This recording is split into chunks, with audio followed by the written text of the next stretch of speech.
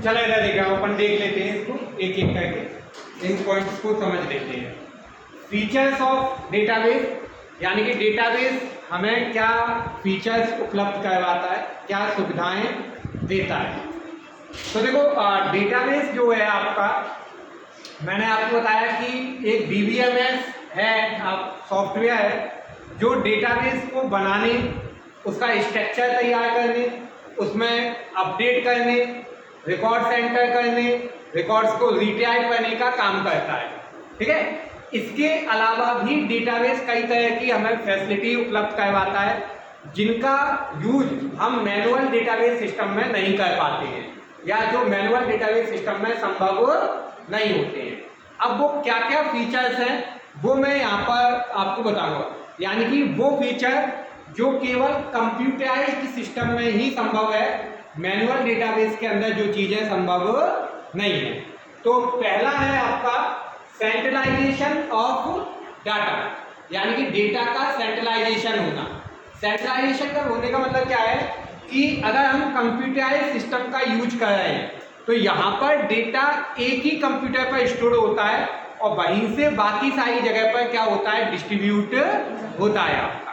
ठीक है, अलग अलग जगह पर डेटा स्टोर नहीं किया जाता। पूरा डेटा कहाँ पे स्टोर किया जाता है, एक सेंट्रलाइज्ड सिस्टम पर स्टोर किया जाता है जिसको सर्वर कहा जाता है। क्या कहा जाता है, सर्वर। और फिर सर्वर से वो डेटा अलग अलग कंप्यूटर पर आपका जाता है जिनको क्लाइंट कहा जाता है।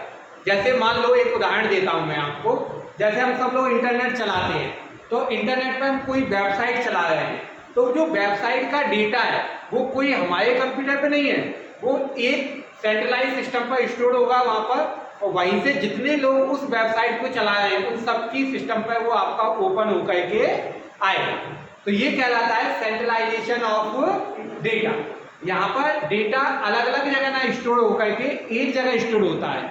जब डेटा अलग अलग जगह स्टोर नहीं होता है, उससे डेटाबेस के अंदर कई तरह की समस्याएं नहीं आती हैं या वो समस्याओं से बच जाता है। ठीक है, तो सेंट्रलाइजेशन ऑफ डेटा समझ में आया आपको क्या होता है, डेटा का एक जगह स्टोर होना, डेटा का सर्वर पर स्टोर होना, जिससे आवश्यकता पड़ने पर हम सर्वर से डेटा को एक्सेस कर सकें।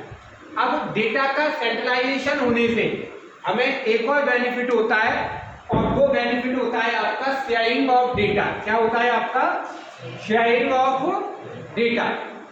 यानी कि अगर डेटा सर्वर पर स्टोर है तो हम उसको क्या कर पाएंगे, शेयर कर पाएंगे, उसको हम जो है अलग अलग कंप्यूटर पर बांट पाएंगे। आपका अगर डेटा इस तरीके से सर्वर पर है तो आप उसको कितने भी कंप्यूटर पर क्या कर पाओगे, शेयर कर पाओगे। आपका ये कहलाएगा सर्वर और ये कहलाएंगे आपके क्लाइंट, क्लाइंट 1, क्लाइंट 2, क्लाइंट 3। इस तरीके से मल्टीपल क्लाइंट्स पे हम डेटा को क्या कर सकते हैं, शेयर कर सकते हैं। ठीक है, इसी से रिलेटेड एक और फीचर है नॉन रिडंडेंसी ऑफ डेटा, यानी कि डेटा का दोहराव ना होना। अब एक एग्जांपल आप समझ के ऐसे समझो, मैंने ये सब कुछ आपको पढ़ाया हूं, ठीक है, आप सब लोग नोट कर रहे हो, यानी कि डेटा का दोहराव हो रहा है, एक ही चीज 10 जगह लिखी जा रही है। अब किसी ने कुछ लिख लिया, किसी ने कुछ लिख लिया, किसी ने कुछ लिख लिया, यानी कि डेटा एक ही है लेकिन उसको सबने अपने अपने हिसाब से थोड़ा थोड़ा चेंज करके लिख दिया। तो डेटा की कंसिस्टेंसी खत्म हो गई आपकी, डेटा जो है आपका, डेटा की इंटीग्रिटी क्या हो जाती है, विश्वसनीयता क्या हो जाती है, खत्म हो जाती है। अब अगर इसकी जगह पर मैं पढ़ा करके पूरा डेटा एक ही कंप्यूटर पे अपलोड कर दूं, वहां से आप उसकी PDF डाउनलोड करके पढ़ो, तो फिर सबके पास में एक जैसा डेटा आएगा आपका, यानी कि डेटा का यहाँ पे दोहराव खत्म कर दिया जाता है, उसको एक कंप्यूटर पे स्टोर कर दिया जाता है और वहीं से सभी को क्या किया जाता है, शेयर किया जाता है। इससे फायदा क्या होता है, इससे बेनिफिट ये होता है कि आपके डेटा में गलतियां होने की संभावनाएं बिल्कुल खत्म हो जाती हैं, क्योंकि डेटा अलग अलग जगह नहीं स्टोर है, एक जगह स्टोर है, और जब एक जगह स्टोर है तो वहां पे सही डेटा अगर आपने स्टोर किया तो सबको भी सही डेटा ही प्राप्त होगा। आई ना बात समझ में, मतलब कोई PDF अगर इंटरनेट से आप डाउनलोड कर रहे हो तो वही PDF और भी कोई व्यक्ति डाउनलोड कर सकता है, कोई और भी कर सकता है, और जितने लोग करेंगे सबको एक जैसा ही डेटा मिलेगा, अलग अलग नहीं मिलेगा। ठीक है, तो नॉन रिडंडेंसी, रिडंडेंसी का मतलब होता है दोहराव, यानी कि दोहराव को क्या कर दिया जाता है, यहाँ पर खत्म कर दिया जाता है। इजी ऑफ डेटा एक्सेस, अगर कंप्यूटराइज्ड सिस्टम का हम यूज कर रहे हैं तो वहां पर डेटा को एक्सेस करना क्या हो जाता है, प्राप्त करना कैसा हो जाता है, आसान हो जाता है, इजी हो जाता है आपका। ठीक है, क्योंकि एक जगह डेटा स्टोर है और वहीं पर हम कितने भी कंप्यूटर पर लैन के माध्यम से, इंटरनेट के माध्यम से डेटा को क्या कर सकते हैं, डिस्ट्रीब्यूट कर सकते हैं, बांट सकते हैं। तो बहुत आसानी से हम डेटा को क्या कर सकते हैं, वहां पर प्राप्त कर सकते हैं। अब ये दो पॉइंट बहुत आते हैं आपके, अलग से भी लिखने को आ जाते हैं, डेटा इंटीग्रिटी और डेटा कंसिस्टेंसी। ये दोनों पॉइंट रिडंडेंसी से संबंधित हैं आपके। अगर डेटा मल्टीपल प्लेसेस पर स्टोर्ड है, तो जैसा मैंने बताया कि अगर डेटा कई जगह पर स्टोर्ड है तो फिर उसमें गलतियां होने की संभावनाएं बनी रहती हैं। ठीक है, उसकी विश्वसनीयता खत्म हो जाती है। भाई 5 जगह स्टोर है, 5 में मान लो मैंने एक स्टूडेंट की जानकारी 5 अलग अलग जगह लिखी है, अब एक में मैंने इसकी एज गलती से 15 चढ़ाई है, एक में मैंने 18 चढ़ाई है, कहीं मैंने 20 चढ़ाई है, तो हमें वास्तविक एज कितनी है इसकी जानकारी नहीं मिलेगी। ठीक है, अच्छा ये है कि आप एक बार डेटा फीड करो, सर्वर पर अपलोड कर दो, फिर कहीं भी उसको क्या कर सकते हो, एक्सेस कर सकते हो। तो अगर आप कंप्यूटराइज्ड सिस्टम का यूज कर रहे हो तो वहां पे डेटा की इंटीग्रिटी बनी रहती है। इंटीग्रिटी का मतलब होता है विश्वसनीयता बनी रहती है, डेटा की विश्वसनीयता खत्म नहीं होती है।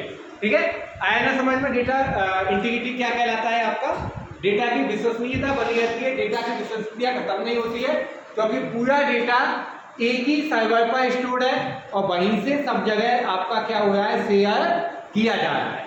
तो ये कहलाता है आपका डेटा इंटीग्रिटी। डेटा इंटीग्रिटी समझ में आया क्या होता है आपका। अगला पॉइंट है डेटा कंसिस्टेंसी।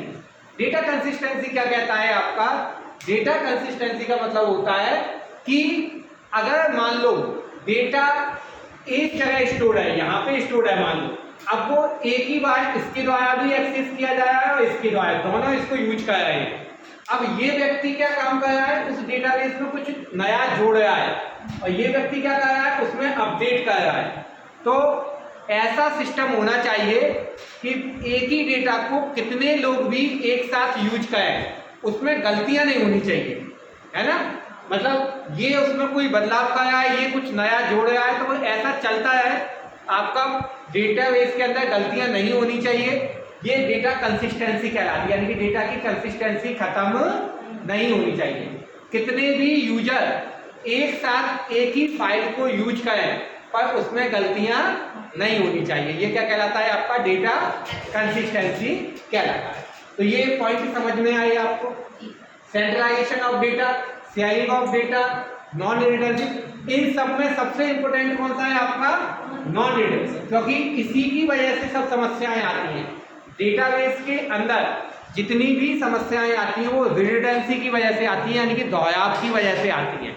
डेटा जितनी बार दोहराया जाएगा, जितनी बार रिपीट होगा, अलग अलग जगह लिखा जाएगा, उसमें गलतियों की संभावना उतनी ही ज़्यादा होगी, क्योंकि ह्यूमन एरर करने के लिए ही बना हुआ है, वो गलतियां कर ही देगा। लिखते समय कुछ गलती हो जाएगी, किसी का फोन नंबर गलत लिख जाएगा, किसी का, तो बजाय इसके एक जगह अपलोड कर दो और वहीं से सबको क्या कर दो, डिस्ट्रीब्यूट कर दो। तो कंप्यूटर डेटाबेस सिस्टम के अंदर ये सारी सुविधाएं आपको मिलती हैं। बाकी एक आध पॉइंट और होगा तो मैं कल डिस्कस कर लूँगा उसको।